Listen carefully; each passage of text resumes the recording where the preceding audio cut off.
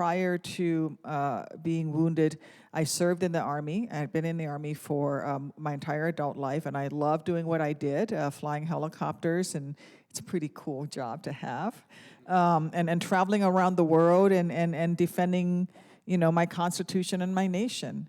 But it was only after I was wounded and then given the resources to recover, the best healthcare in the world at Walter Reed, all the rehabilitative devices I ever needed. But then when I would travel between Chicago and Washington, my home is in Chicago and Washington, as a wounded warrior, wearing at the time the state-of-the-art sea leg, this was 12 years ago, I would get stopped in the airport.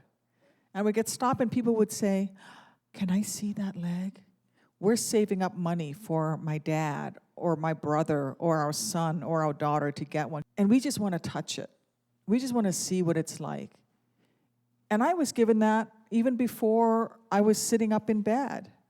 And I realized how different the world was for people who have access to the care that they need and those who are the majority of Americans who don't. And that's not right. I spent my entire life defending this Constitution and defending what it means to be free and the liberties in this country and our individual civil rights and our rights to pursue life, liberty, and the pursuit of happiness. And how do you do that if you can't even leave your home? How do you do that if you can't even get the basic healthcare needs that allow you to be productive? How do you do any of that? Well, you can't.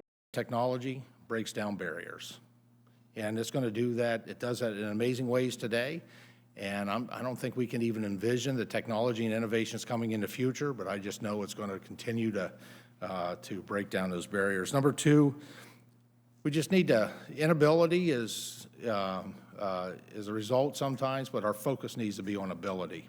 You build on the positive. So we focus and we build on the ability that is there. That becomes the fundamental building block, the foundation.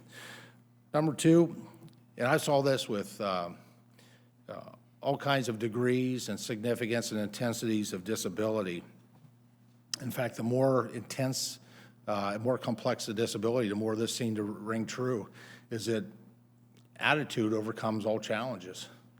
It's a mental battle first, and it's in the attitude that we achieve things. Number three, rehabilitation is about making hopes and dreams possible, not worrying about the impossible.